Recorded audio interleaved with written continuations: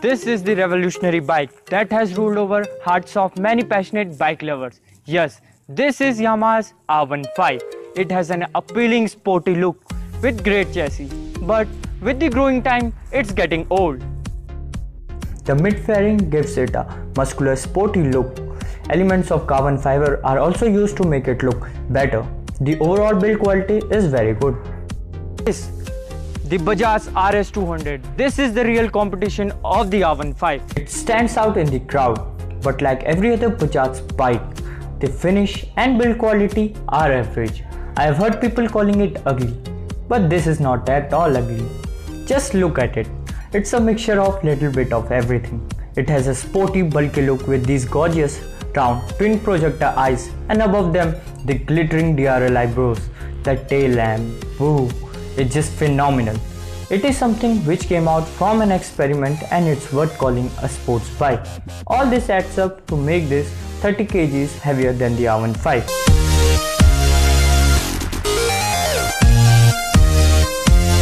The RC has the most appealing design here. At the first glance, it proves to be a sports bike. The youngsters are getting attracted to it very much. The design is totally race focused with those KTM's trademarked orange tires. The indicator is positioned in the rear view mirror, which gives it a very unique look from the others.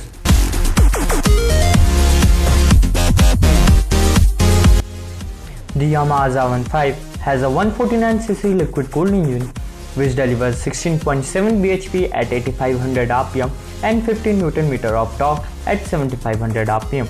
The engine is very smooth and is tuned for a sports bike which can be revved to the red line all along the day, and the bike won't complain about it. The RS200 has a 200cc motor which is way more than the R15 in terms of delivering power. It delivers 24.16 bhp at 9750 rpm and 18.6 Nm at 8000 rpm. The RS is not so track focused like the R15. It has lower rev bands and can be driven easily all around the city traffic without any hustle, as well as can be pushed harder. This means that the RS is quicker in accelerating and way faster than the R15 due to the 50cc extra bonus. Among the three, the RC has the most powerful motor. The RC has a 200cc engine which produces 25 bhp at 10,000 rpm and 19.2 Nm at 8,000 rpm. This is the bike that wants a racetrack to push it harder and harder. The bike needs to run at higher revs. The RC needs to be shifted down to have a smooth, low-speed ride. As earlier said, the bike wants itself to be revved. The problem comes when you are on a bad road. Though all the three bikes have the rear monoshock absorber, the RS200 tackles very well the speed breakers. You can just pass them at speeds without having the fear of losing balance. But with the RC200, on bad roads, the suspensions are tuned for track and are only that much stiffer to find a less bumpy way out. The R15, though it is a track-focused bike, but one thing that's really cool about it, that it passes through the bad roads at high speeds very well. The suspensions are tuned to be stiff, keeping in mind the road conditions here.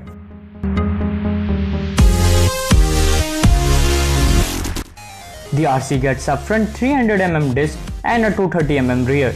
The stopping power on the R15 comes from a 267mm front disc and a 220mm rear disc.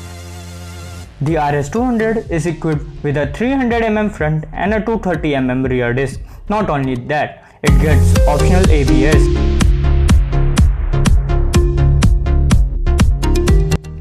The rider seat on the R15 is very well cushioned, but it is inclined. So what happens due to this is that when you ride, your weight shifts towards forward, leading to pain in your wrist.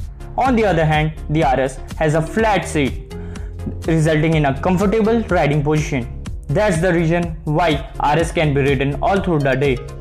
The RC200 has good cushioning on the seats, but it lacks to give a comfortable riding because of the sitting position.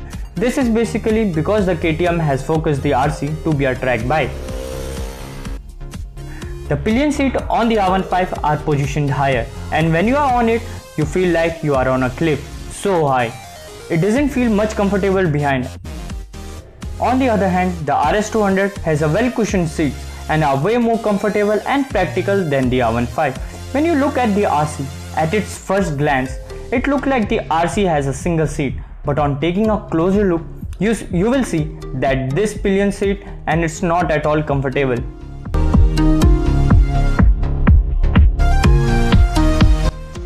After riding these bikes, the mileage figures were quite interesting. The RC gives a 29 kmpl of average that includes both city drive and highway, while the R15 came out with a winning mileage of 41 kmpl, which is way better than the others, while the RS200 has a better 36 kmpl.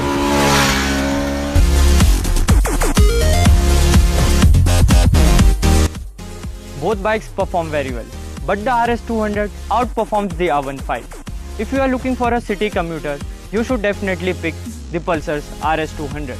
But if you are a die-hard Yamaha's fan, you should wait for some months as you will be seeing the Yamaha's new R15 3.0. But if you have more money and want something more powerful and more sporty and a lot more of R15, you can pick the RC200.